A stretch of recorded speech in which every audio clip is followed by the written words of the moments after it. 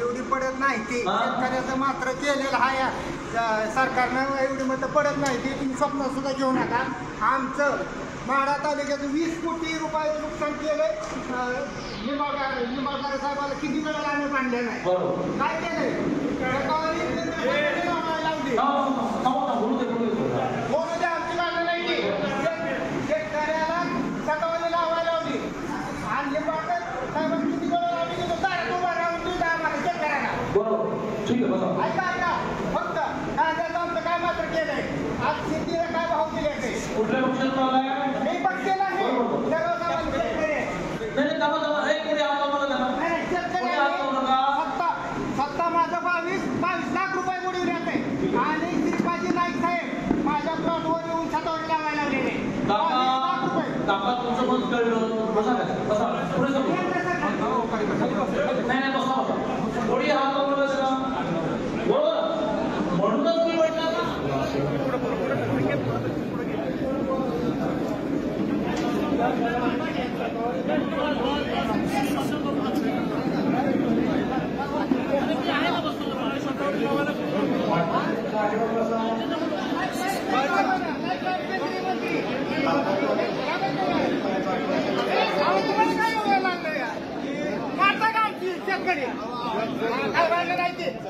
या पाठीमागे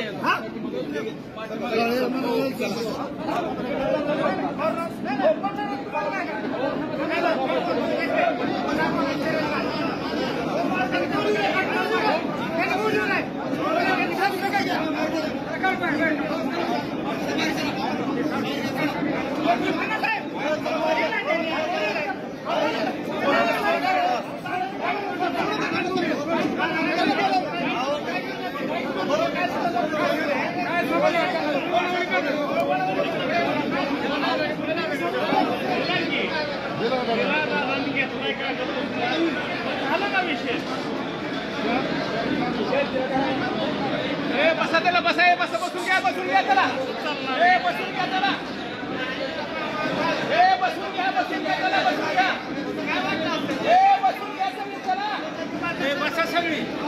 असं काही सुद्धा समजायची गरज नाही.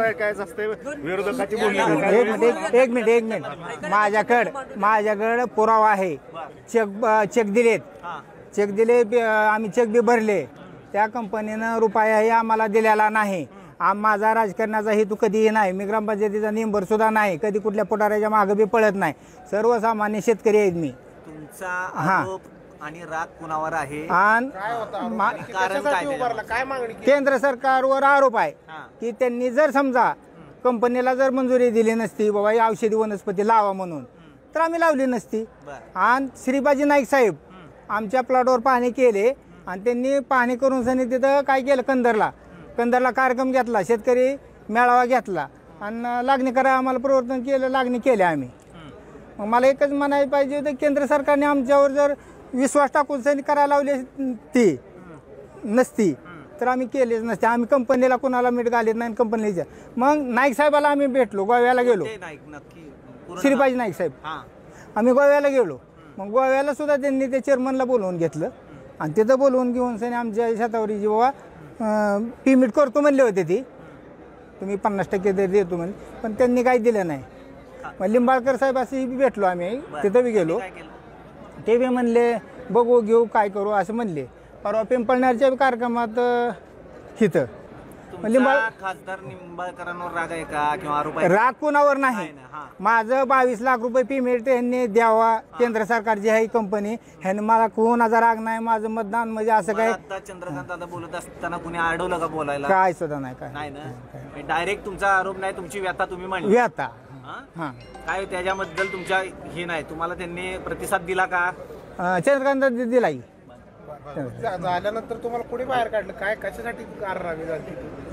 काय कारण काय नाही कुणीच नाही. काय कुणी केली कोणी नाही केलं. काय सुद्धा कुणीच नाही केलं. नाही कुणीच काय म्हणली नाहीत. असं आहे की ही काही पद्धतीच नाही ना. त्यांनी असं म्हणायला पाहिजे प्रत्येक कार्यक्रमानंतर मी थांबतो. जसं आत्ताही थांबलो आहे ना. मला घाई आहे तरी थांबलो. निवेदनं घेतो चर्चा घेतो. त्याचा मुद्दा तुम्हाला कळला असेल तर मला समजून सांगा. मला तर कळलाच नाही. म्हणजे मग मुद्दा उपस्थित करायचा होता, उत्तर घ्यायचं होतं का गोंधळ घालायचा होता प्रश्न आहे. आता एका बाजूने आम्ही कुठे म्हणतो की 100% मतं मिळणार आहेत. एक 35-40% मतं अशी असतीलच की जे सहमत नाहीत आमच्याशी, आज नाही आहेत सहमत. पण सहमत आहे, मला वर्षाला 6,000 रुपये गेले 5 वर्ष मिळाले असं म्हणणारा शेतकरी आहेच ना. नॅनो फर्टिलायझरमुळे आता मला खतांची पोती वाहावी लागत नाहीत असं म्हणणारा शेतकरी आहेच ना. महाराष्ट्रामध्ये मागेल तिथे शेततळं, असं मागेल तिथे शेततळ्यामुळे मला शेततळं मिळालं मोफत असं म्हणणारा शेतकरी आहेच ना. महाराष्ट्रातल्या केंद्राने मदत केल्यामुळे सिंचनाच्या योजना पूर्ण झाल्या, त्यामुळे काही लाख हेक्टर पाण्याखाली आलं असं म्हणणारा शेतकरी आहेच ना. असं म्हणणारा शेतकरी असणारच ना की जो म्हणणार नाही हे नाही झालं ते नाही झालं. पण तरीही त्याने जरा मला नीट समजावून सांगितलं असतं. अजूनही मी चाललो आहे बाहेर बघायला तर मी त्याच्याशी बोललो असतो.